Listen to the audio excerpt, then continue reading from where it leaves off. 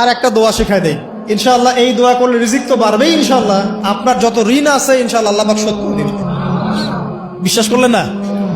এই দোয়া শিখাই দিচ্ছি, এই জন্য আমাকে হাদিয়া দেওয়া দরকার, স্পেশালি আমাকে এখন হাদিয়া দেওয়া দরকার। এটা গুরুত্বপূর্ণ দোয়া শিখাই দিচ্ছি। আলী রাদিয়াল্লাহু আনহু বলেছেন, কোন ব্যক্তির যদি পাহাড়ের সমানও ঋণ থাকে, এই দোয়া যদি আমল করে আল্লাহ পাক ওই ঋণও শোধ করে দিবেন ইনশাআল্লাহ।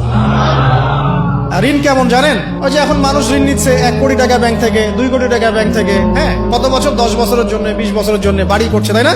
তার ধারণা এমন যে সে মারা গেলে তার ঋণটা কেউ না কেউ শোধ করে দিবেই দিবে, তাই তো? আর আল্লাহর রাসূল কি বলছেন দেখেন, একজন মারা গেছেন, নবী সাল্লাল্লাহু আলাইহি ওয়াসাল্লামের সময় একজন মারা গেছেন। তো নবী করিম সাল্লাল্লাহু আলাইহি ওয়াসাল্লাম বলছেন, এই ব্যক্তির কি কোনো ঋণ আছে? একজন সাহাবী বলেন, হ্যাঁ ইয়া রাসূলুল্লাহ, তো ঋণ আছে। নবীজি বললেন, তোমরা ওর জানাজা পড়ো, আমাকে ডেকো না। তোমরা ওর জানাজা পড়ে নাও, আমি জানাজা পড়তে চাচ্ছি না। আমি এখন কেমন করে আপনাকে বুঝাবো ঋণ কত ভয়ঙ্কর জিনিস? আপনি যে ব্যাংক থেকে 3-4 কোটি টাকার লোন নিয়ে রাখছেন, লাখ লাখ টাকা লোন নিয়ে বসে আছেন, দিব্যি সুখে বসে আছেন, এমন চিন্তায় যে আপনার মৌত হবে না। আর নবী সাল্লাল্লাহু আলাইহি ওয়াসাল্লামের সময়ে একজন মারা যাচ্ছেন, তিনি বলছেন তোমরা জানাজা পড়ে নাও, আমি জানাজা পড়তে চাচ্ছি না। মানে ঋণগ্রস্ত ব্যক্তি জানাজাও তিনি পড়তেন না। তারপরে একজন এসে বললেন, ইয়া রাসূলুল্লাহ, আমি তার ঋণ শোধ করে দিব, তার যা ঋণ আছে আমি শোধ করে দিব। তখন নবী এসে জানাজা পড়লেন সাল্লাল্লাহু আলাইহি ওয়াসাল্লাম।